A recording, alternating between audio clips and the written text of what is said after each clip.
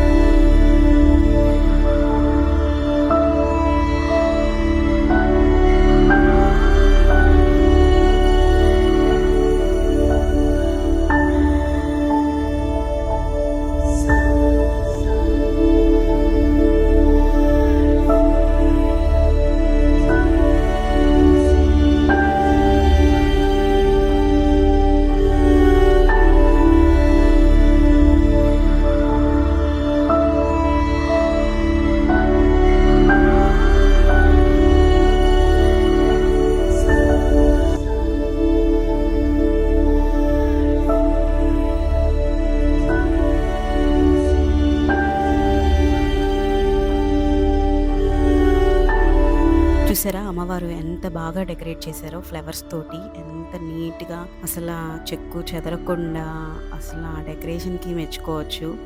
పూలతోటి బాగా నీట్‌గా కట్టి అసల చాలా బాగా అనిపించింది. అందుకే నాకు ఈ వీడియో పెట్టాలి అనిపించింది. అందుకే పోస్ట్ చేస్తున్నాను.